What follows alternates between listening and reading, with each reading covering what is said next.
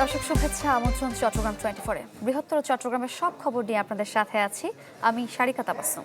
36 দিনের রক্তক্ষয়ী লড়াই, হাজারো শহীদের আত্মত্যাগের মধ্য দিয়ে নতুন দেশ গড়ার যে স্বপ্ন জাতি দেখেছে, সেই বীরদের শ্রদ্ধার সাথে স্মরণ করেছে চট্টগ্রামের মানুষ।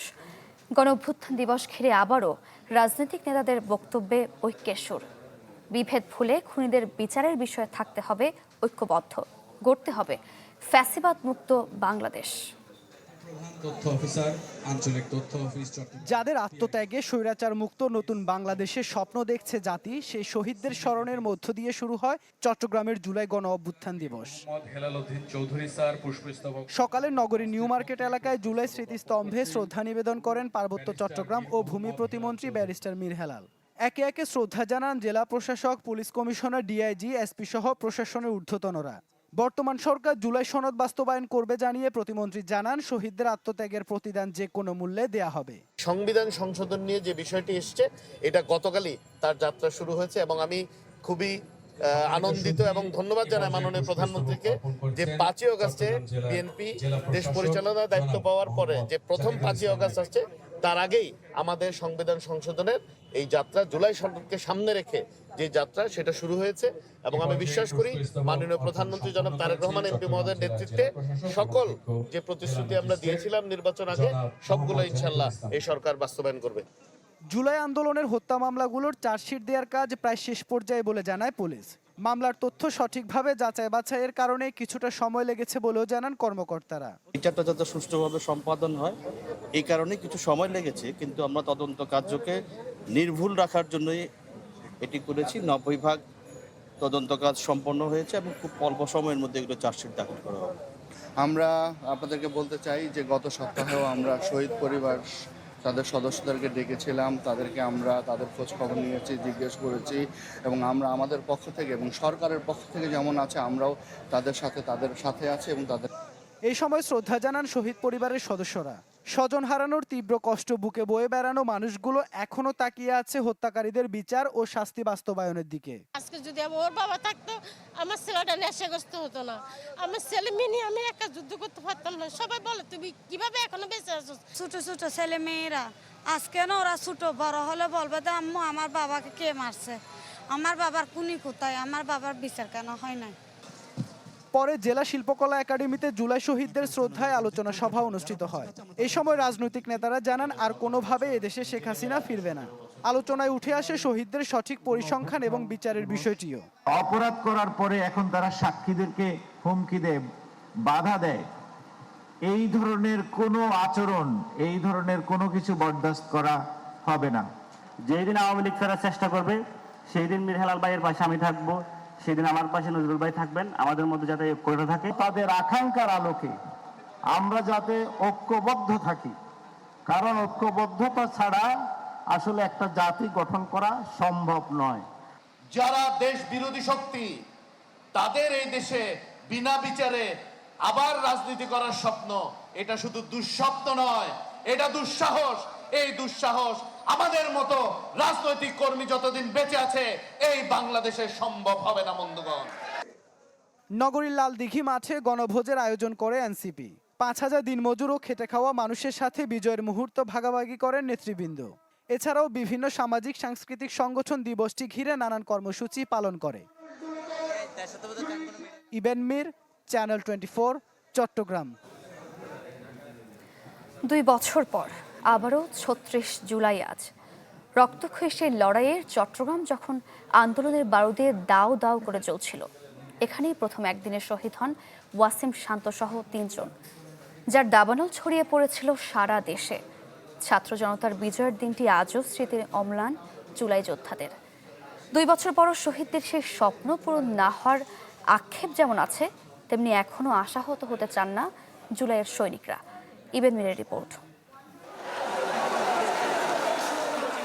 কোটার বিরুদ্ধে আন্দোলন, যা পরে রূপ নেয় রক্তক্ষয়ী সংগ্রামে, যার উত্তপ্ত ক্ষেত্র ছিল বন্দরনগরী চট্টগ্রাম। 36 দিনের সেই লড়াই শেষ হয়েছিল 2024-এর এই দিনে, যেদিন স্বৈরাচারের ক্ষমতার মসনদ ভেঙে চুরমার হয়েছিল গণ আন্দোলনে।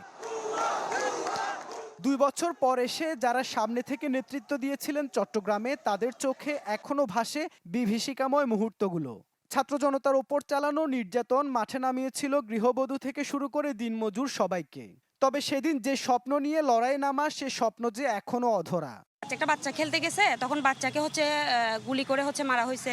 তারপর বিশেষ করে মেয়েদের উপরে যখন হামলা হচ্ছিল, মেয়েরা যখন অত্যাচারিত হচ্ছিল, এটা দেখে আমি একজন নারী হিসেবে আসলে ঘরে থাকতে পারিনি, আমার বের হতে হয়েছে। 5 আগস্টের পর আমরা জাজ করছি কে এনসিপি, কে বিএনপি, কে জামাত, কে বাম, কে ডান, এগুলো আমরা যখন মত পার্থক্য সৃষ্টি করছি বা এগুলো আমরা বিবেচনা করছি, তখন আমাদের মধ্যে ওই যে ঐক্যবদ্ধ এটা একটা ফাটল ধরে আর কি। বৈষম্যহীন বাংলাদেশ গড়ার যে স্বপ্ন নিয়ে লড়াই শুরু, সেই লড়াই এখনো চলমান বলে জানান সেদিনের যোদ্ধারা। রাজনৈতিক দলগুলোর মধ্যে বিভেদ আর ক্রেডিট নেয়ার প্রতিযোগিতার কারণেই শহীদদের স্বপ্ন বাস্তবায়নে গড়া ঐক্যে ফাটল বলে মনে করেন রাজপথের এসব যোদ্ধা। সবাই সবার নিজেদের ক্রেডিট নিতে গিয়ে আজকের এই ঐক্যটা বিনষ্ট।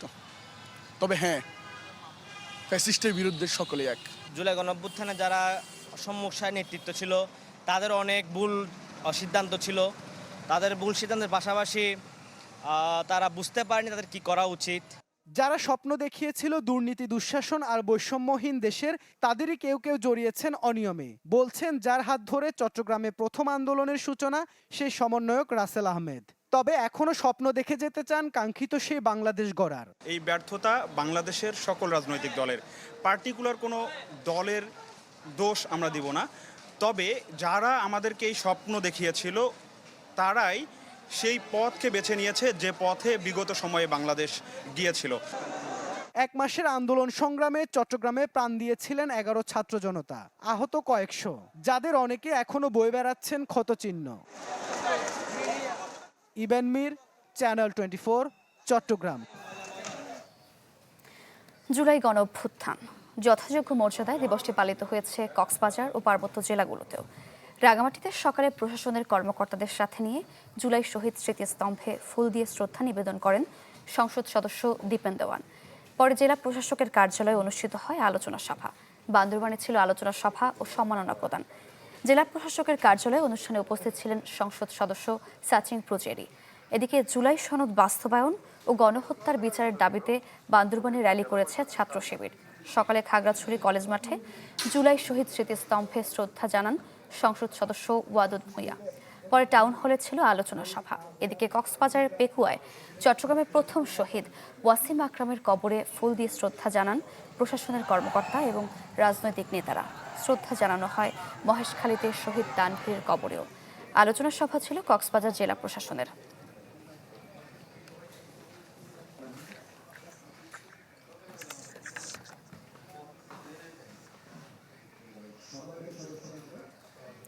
দর্শক, বান্দরবানে চলছে 11 দলীয় জোটের গণসমাবেশ। সেখান থেকে সরাসরি যুক্ত হবেন সহকর্মী ইয়াসিনুল হাকিম। ইয়াসিন, গণসমাবেশ চলছে, 11 দলীয় জোটের কারা কারা উপস্থিত আছেন, কি অবস্থা সেখানকার জানাবেন? আমরা দেখেছি জুলাই অভ্যুত্থানের যে দ্বিতীয় বর্ষ পালন করা হচ্ছে। সকালে দেখেছি যেই আসলে এরপরে বিভিন্ন জায়গা থেকে আসলে যে সমস্ত সংগঠন, সরকারি বেসরকারি দপ্তর থেকে বিভিন্ন জায়গা থেকে আসলে ফুলের শ্রদ্ধা নিবেদন করা হয়। এরপর থেকে আমরা দেখেছি বিভিন্ন জায়গায় সামাজিক অনুষ্ঠানগুলিতে অন্যদিকে আমরা লক্ষ্য করছি জেলা প্রশাসন, জেলা পুলিশের, উপজেলা প্রশাসন, রাজনৈতিক পক্ষ থেকে কিন্তু আলোচনা করা এবং বিভিন্ন পুরস্কার বিতরণ অনুষ্ঠিত হয়েছে। এটা যে অনুষ্ঠানটি চলছে সেটা হচ্ছে 11 দলীয় যে আয়োজিত গণসমাবেশ কেন্দ্রীয় যে কর্ম পরিষদ রয়েছে, সেই পরিষদের অধ্যাপক আহসানুল্লাহ সভাপতি উপস্থিত আছেন এবং বান্দরবান জেলা এস এম আব্দুল সালাম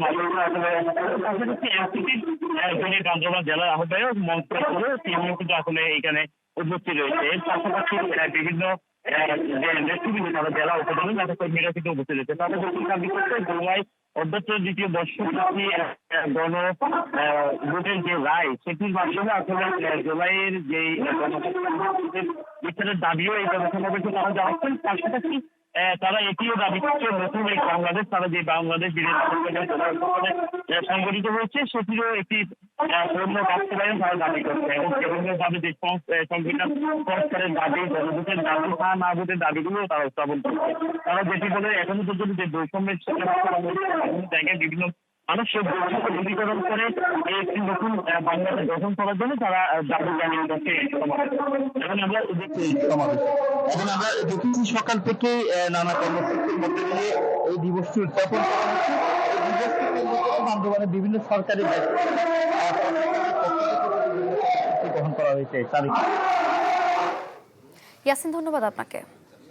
বান্দরবানে চলছে 11 দলীয় জোটের গণসমাবেশ, আমরা সেখানকার খবরই জানছিলাম। গ্যাসের তীব্র সংকটের মধ্যে আসার কথা শুনিয়েছে কেজিডিসিএল, জানিয়েছে আজ সন্ধ্যার পর থেকে বাড়বে গ্যাস সরবরাহ। তবে আজও ফিলিং স্টেশনগুলোর সামনে গ্যাসের জন্য গাড়ির দীর্ঘ লাইন দেখা গেছে। প্রায় সব স্টেশনের সামনেই দীর্ঘ সারি। সিএনজি স্টেশনগুলো বলছে তাদের কাছে সরবরাহ কম, তাই কিছুক্ষণ গ্যাস দিয়ে আবার বন্ধ করে দিতে বাধ্য হচ্ছেন তারা।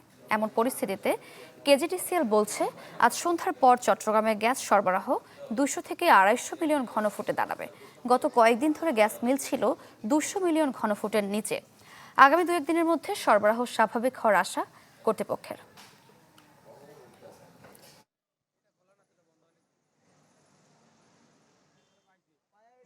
আমাদের যে এফএসআরও যেটা আছে সেখানে একটা দুর্ঘটনা ঘটেছিল। সেটা আমাদের দেশি প্রকৌশলী এবং বৈদেশিক প্রকৌশলীগণ অক্লান্ত পরিশ্রম করতেছে, কন্টিনিউয়াস পরিশ্রম করতেছে। এটা হয়তোবা আজকে রাত্রে থেকেই কিছু উন্নতি হবে। আমাদের প্রায় 450 MMCFD গ্যাস আমরা কম পাচ্ছি, সেটা হয়তো আংশিকভাবে এখানে 2টা ছিল বয়লার ছিল, তার মধ্যে একটা বয়লার হয়তো বা চালু হয়ে যাবে আজকে থেকেই, সন্ধ্যা রাত্রে থেকেই। পরবর্তীতে বাকি অংশ পরবর্তীতে হবে। চট্টগ্রামে ডায়মন্ড সিমেন্টের সহযোগিতায় বৃক্ষরোপণ ও গাছের চারা বিতরণ করেছে সামাজিক সংগঠন সান্নিধ্য। নগরীর কোতোয়ালি মোড়ে কর্মসূচির উদ্বোধন করা হয়। একটি গাছ লাগাই, সবুজ ভবিষ্যৎ গড়ি শীর্ষক এই কর্মসূচিতে প্লাস্টিকের বিনিময়ে গাছের চারা বিতরণ করা হয়, যাতে বিতরণ করা হয় 2000 চারা। উপস্থিত ছিলেন ডায়মন্ড সিমেন্টের পরিচালক আব্দুল্লাহ আল জুনায়েদ, পরিবেশ অধিদপ্তরের সহকারী পরিচালক সাইফুল ইসলাম, সান্নিধ্যের সভাপতি দীপ্ত বিশ্বাস ও প্রতিষ্ঠাতা সভাপতি আব্দুস সোবহান রাহাত।